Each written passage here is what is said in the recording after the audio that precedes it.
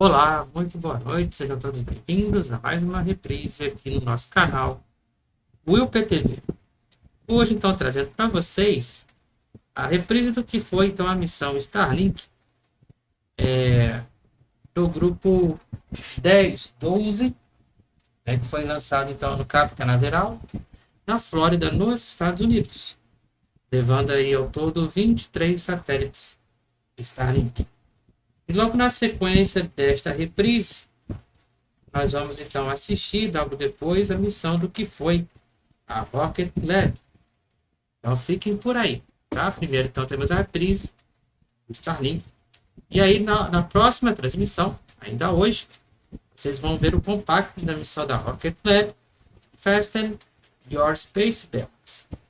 Este lançamento então do Starlink foi o lançamento de número 21, tá? Então não se esqueça, continuar se inscrevendo no canal e vamos então à reprise de hoje. E deixa o like também, tá? Vamos lá então, nossa reprise. Deixa eu colocar aqui no ponto.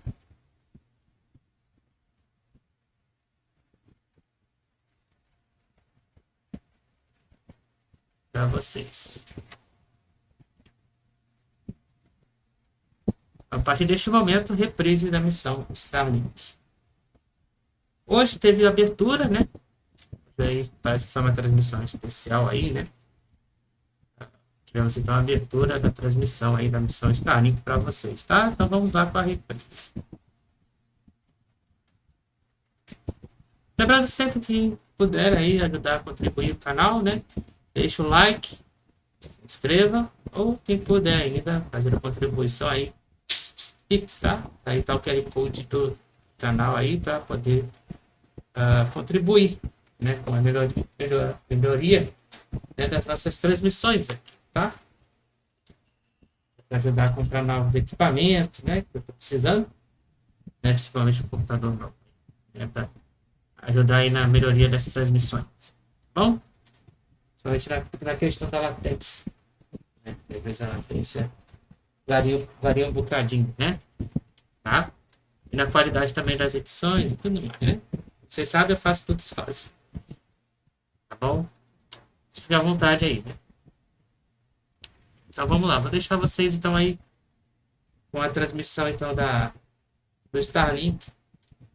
E aí eu volto depois então com a reprise. Falcon 9 is currently awaiting liftoff just under 16 minutes from now from Space Launch Complex 40 at Cape Canaveral Space Force Station in Florida. Hi, everyone. My name is Ronnie Foreman, and I'm a senior sales manager here at SpaceX. And my name is Zachary Lupin. I'm an avionics supply chain engineer. Today, we're live with a special edition Starlink broadcast. This is SpaceX's first ever mission with a drone ship landing off the coast of the Bahamas. This new landing site allows us to launch into optimal trajectories from Florida, maximizing Falcon 9's performance. Landing off the coast of the Bahamas will help us continue to launch to unique orbits, including for our upcoming From-2 mission, which is set to be the first human spaceflight mission in history to orbit directly over the poles, and the first SpaceX mission to conduct human exploration of the Earth's polar regions from space. The new landing location also provides alternative recovery options during the winter, when weather can pose some challenges. Now, Starlink is the world's first and largest satellite constellation using a low Earth orbit to deliver broadband internet capable of supporting streaming, online gaming, video calls, and more. Starlink delivers high-speed, low-latency internet to more than 121 countries, territories, and other markets with over 4.8 million customers and counting, bringing access to many underserved and remote areas around the world. Now, today's mission is our 15th Starlink launch of the year, and will deliver 23 satellites to our ever-growing constellation. This launch also marks SpaceX's 449th overall Falcon launch and 21st Falcon launch of 2025. Which is wild.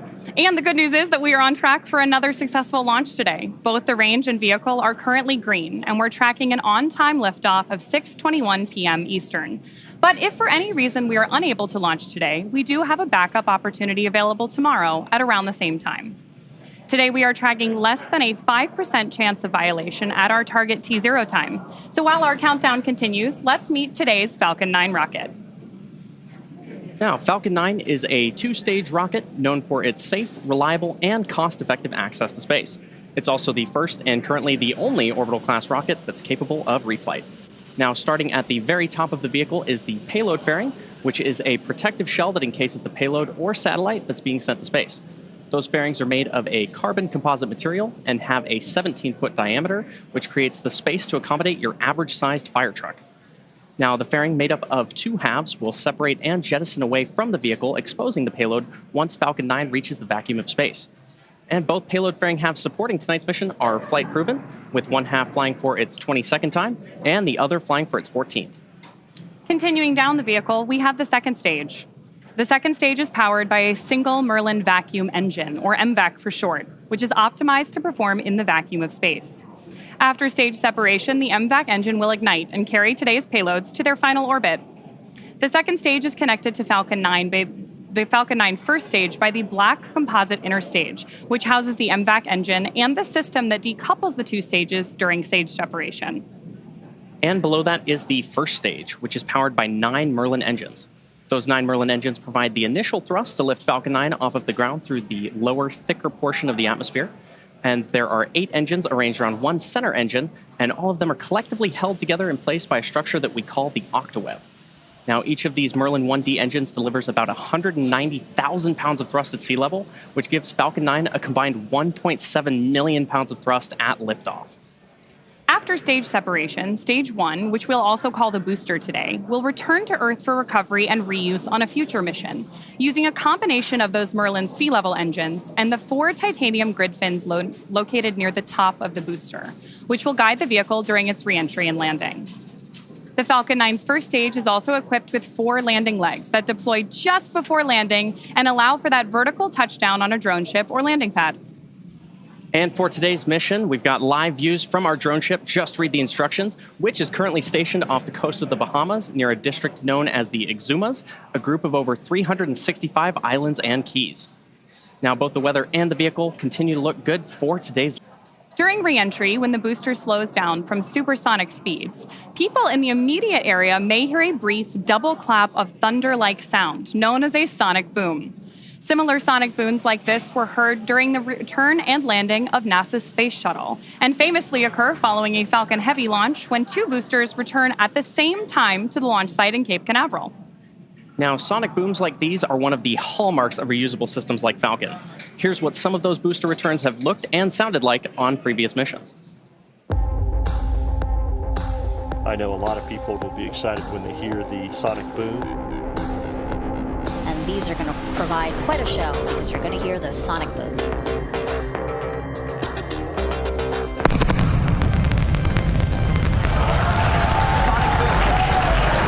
Booster landing leg deployed.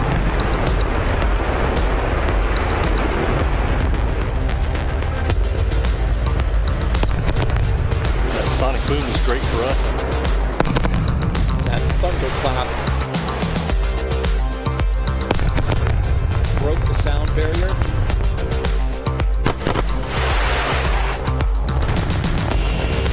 Side booster separation confirmed.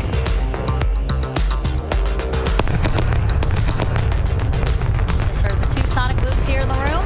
Booster landing confirmed.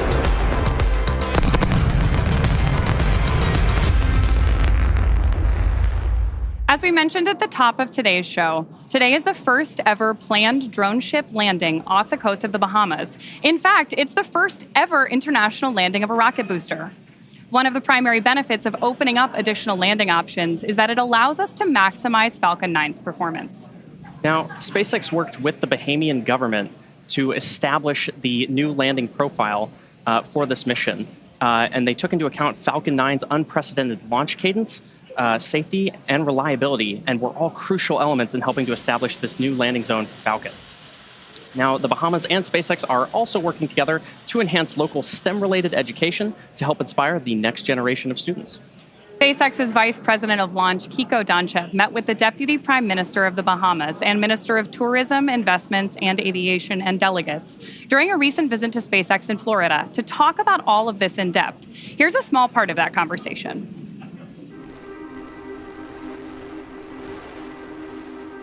This is significant for the Bahamas in so many ways. the first international landing in the Bahamas, in the Exuma Sound, is significant in and of itself. It puts us at the cutting edge of innovation, and it gives us a small country of 400,000 people to an opportunity to participate in the aerospace industry. This is huge. You know, it's really the beginning of the future. This is something we've been working on for several years now. We're hopeful that this collaboration enables us to fly the first polar crew mission that will have a booster landing in the Bahamian waters too. We've long been known for tourism. Bahamas is now going beyond sun, sand, and sea. We hope that millions of people will observe from the Bahamas this event over the coming years. It's an opportunity for collaboration with academia and the University of Bahamas. It's an opportunity really to advance careers for young Bahamians and future Bahamians. The spaceport of Florida has really evolved since the Apollo era. We had shuttle, and then now Falcon 9 is the most reliable orbital class rocket ever built. This is not a test flight. This is an operational vehicle for America and many other countries. The world depends on Falcon, so safety and reliability are our highest priorities. We have retained Aisha Bowe, a Bahamian in the aerospace industry. She is working in partnership with us to ensure that we pull all of the pieces together. We recognize that it's important that safety is put first and foremost, and we have ensured that we have done the due diligence and we've done our work to deliver this first international landing in the Exuma Sound.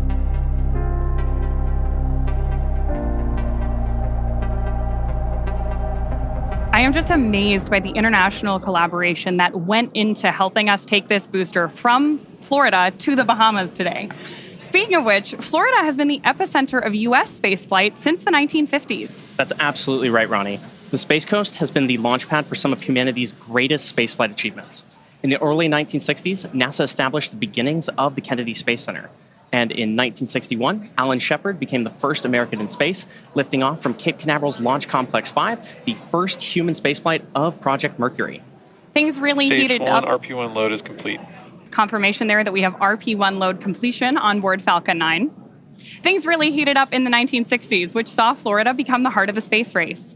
In 1969, Apollo 11 Saturn V roared off from pad 39A, sending the first humans to walk on the moon. 5 more moon landings followed, cementing Florida's role in space exploration. The space shuttle era launched in 1981 with Columbia, pioneering reusable spacecraft and building the International Space Station. And over the next 30 years, 135 space shuttle missions lifted off from Florida. And today, the Space Coast continues to be the home of the busiest spaceport in the world. SpaceX's very first Falcon 9 launch lifted off from Space Launch Complex 40 at Cape Canaveral in June of 2010, following the final launch of the Titan IV rocket family from the Cape almost 5 years earlier. A few years after that, we launched CRS-10 in 2017, the first Falcon 9 mission from historic Launch Complex 39A at Kennedy Space Center. The first launch from pad 39A since STS-135, and the final flight of the Space Shuttle program with Atlantis in July of 2011. Just 3 years later, the first commercial human spaceflight mission, Demo 2, launched from the Launch Complex 39A pad in May of 2020. And now history is being made once again, with a rocket launching from Florida. Falcon 9 tanks are pressing for strong back retract. Confirmation there that Mission Control is prepping for strong back retract as we prepare for this landing in the Bahamas. This is also SpaceX's 21st launch of 2025. And as we mentioned, just a few weeks from now, we'll be launching our first human spaceflight mission to a polar orbit from 2. And there's the crew at the Booster Monument during a training exercise here in Hawthorne, California. And there is so much more history to be made with SpaceX supporting NASA and its Artemis program to return humans to the moon. There's confirmation that strong back retract has started. We're also, of course, targeting launches to low Earth orbit, the space station, deep space, the moon, and, of course, Mars. Absolutely, Ronnie. I am super excited for what's to come, and the future looks very, very bright. So right now, we are just about T-minus 4 minutes and 10 seconds away from liftoff, and we're already hearing some great call-outs from Mission Control. We know the Transporter Erector, or the TE for short, is currently preparing for retract, and right now we've got a great view of the clamp arms just around the base of the payload fairing, opening up and preparing for that TE retraction. The TE is a large trussed structure that you currently see just to the left of the rocket, and right now it's preparing to retract just about 2 degrees away from the rocket, in preparation for full retraction ahead of liftoff. Now, the TE is also equipped with umbilicals or flexible lines that are used to route the vehicle's fluid, power, and telemetry from the ground systems to the rocket and payload until Falcon 9 switches to internal power and clears the pad. You may also hear the TE referred to as the strongback from the launch team, and it definitely does a heavy lifting, a lot of work leading up to launch. Yeah, no kidding. At this point in the countdown, both the first and second stage are nearly fully loaded with 1 million pounds of rocket-grade kerosene fuel and liquid oxygen. Both the first and second stages should finish propellant loading about a minute apart from each other. And we are tracking that first stage call out here in just a couple seconds.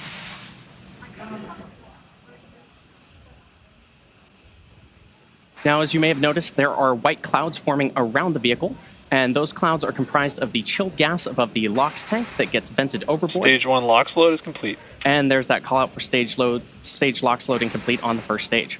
So those white clouds come from the LOX gas that gets vented overboard to maintain pressure in the tanks as needed. And when that vented oxygen mixes with the warmer outside air, it condenses into the clouds that you see there on your screen. It's always exciting in the lead up to a launch to watch the entire launch pad really come to life. Absolutely.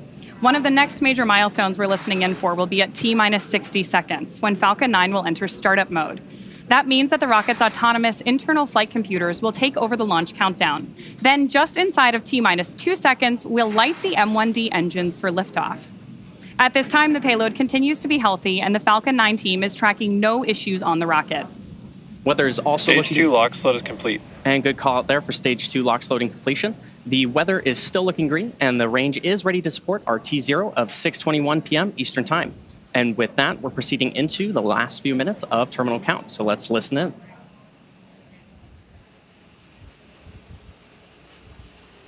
One of the next visual milestones we're likely to see is going to be the TE LOX line venting. It actually looks like it may have started there on your screen because we're seeing those white clouds of liquid oxygen start to form around the vehicle and get a little bit bigger. Of course, this is totally normal and something that we count on as part of our gas closeouts, which we just heard announced by Mission Control.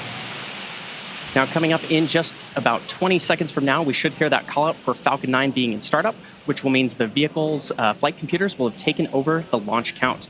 And at the T-minus 45 second mark, we should hear the launch director give that final go, no-go for launch.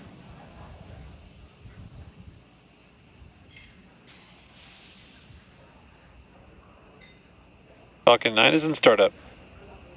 It's a good call out there that we're on startup mode for Falcon 9.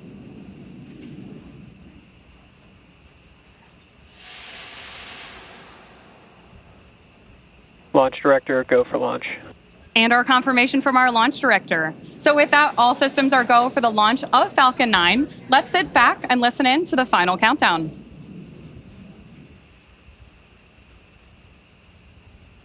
T-minus 30 seconds.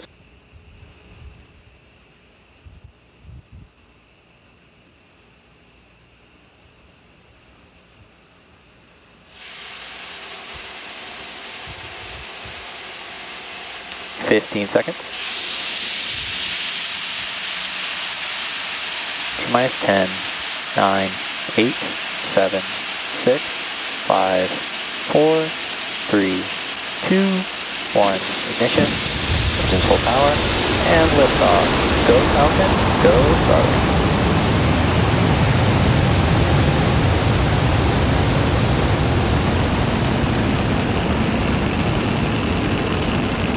Vehicle touching downrange. Stage 1 propulsion is nominal.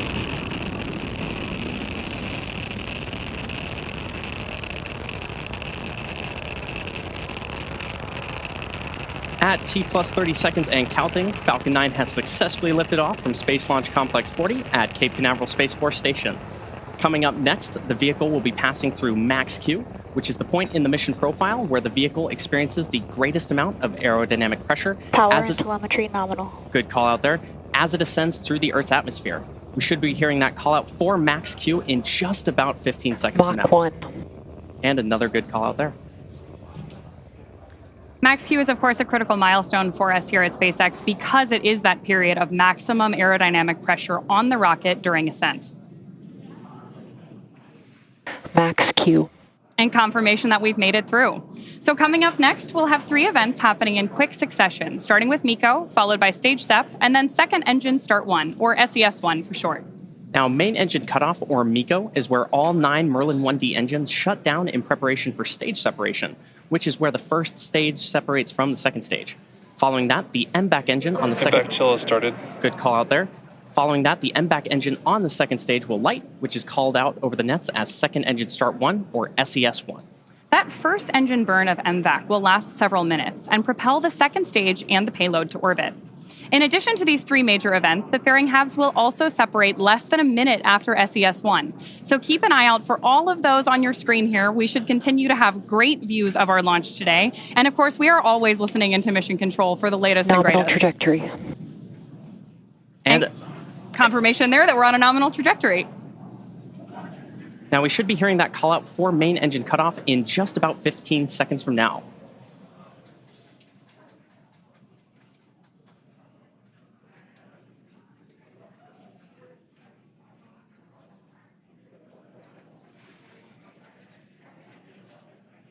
Main engine cutoff.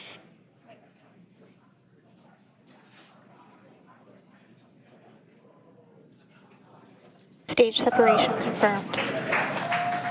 MVAC ignition.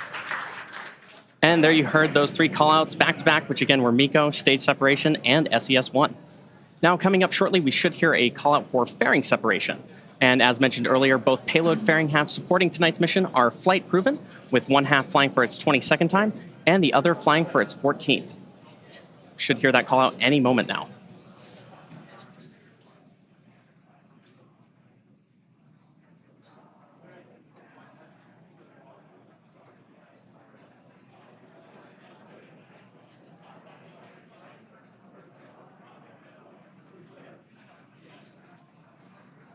Great views there that we have confirmation of fairing separation. Separation confirmed.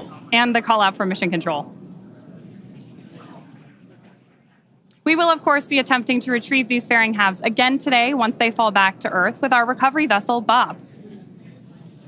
Now, at T plus 3 minutes and 40 seconds into today's mission, the next major milestone coming up just under 3 minutes from now will be the entry burn of the Falcon 9 booster as it continues on its journey towards our drone ship, which is currently stationed in the Bahamas. To start the entry burn on board Stage 1, we will relight 3 of the M1D engines at the bottom of the first stage, which is similar to pumping the brakes on your car.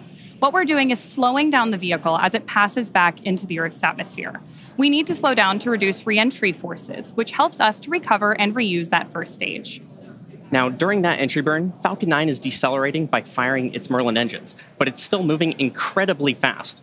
And this causes the vehicle to fly through Merlin's exhaust gases, also known as the rocket's plume, which deposits a layer of soot onto the vehicle's surface or skin. That soot comes from the carbon-based fuel that Falcon 9 uses, and with each flight, the soot builds up a little more on the outside of the vehicle.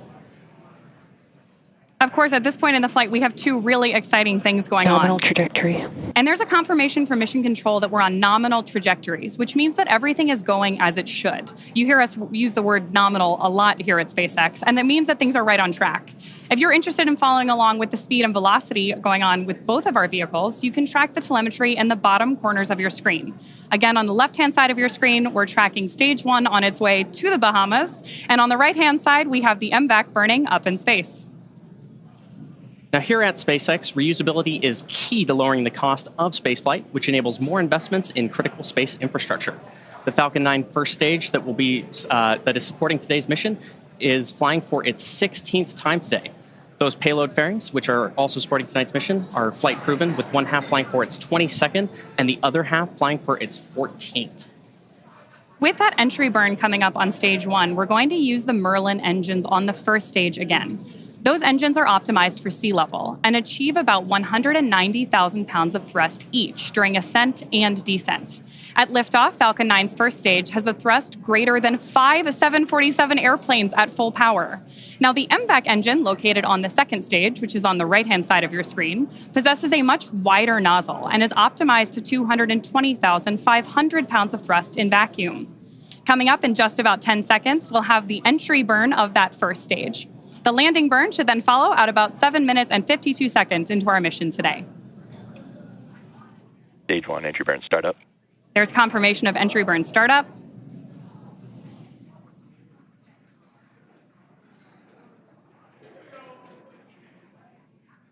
Expecting out 10 more seconds on this burn.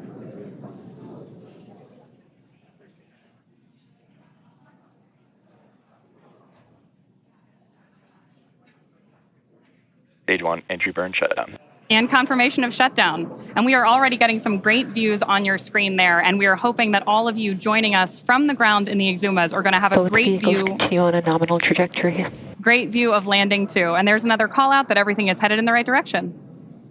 Now, coming up in just about a minute from now, we should hear that Stage call. 1 FTS has saved. Another good call out there. In about a minute from now, we should hear that call out for landing bird startup on the Falcon 9 first stage, which, as a reminder, is on the left-hand side of your screen. We're also getting great views of those titanium grid fins that are helping to steer the booster on its way back to Earth. Now, this landing burn will be the final burn of the booster as it descends back to Earth. And as a reminder, it'll be... Stage 2 FTS has saved. Another good call out there. As a reminder, it'll be doing this for the 16th time today. Stage 1, transonic. And good call out there that stage 1, the booster on the left-hand side of your screen, is now transonic. Now, coming up in just about 20 seconds, we should see that landing bird startup on the first stage. And just in case you are just joining us today, this is particularly exciting because this is about to be the first international landing of a first stage booster.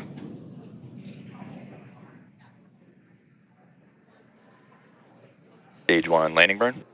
And great call out there for landing burn startup. Stage 2 is in terminal guidance. Of the Falcon 9 first stage.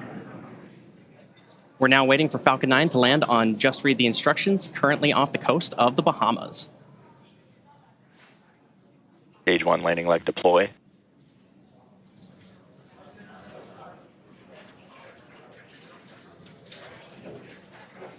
Stage 1, landing confirmed.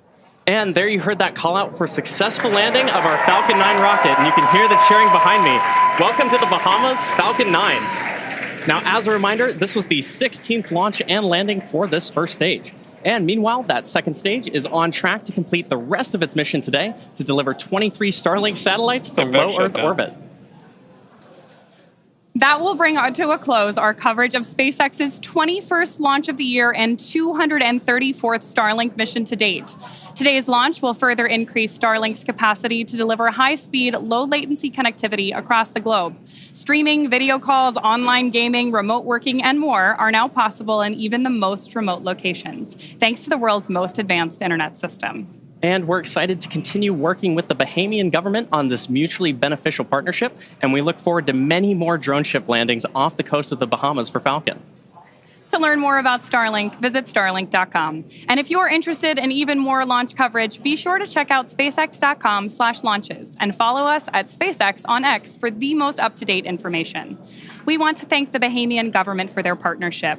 We also want to thank the Eastern Range and the Federal Aviation Administration for their support. And of course, thank you to our viewers for tuning in. We'll see you again real soon.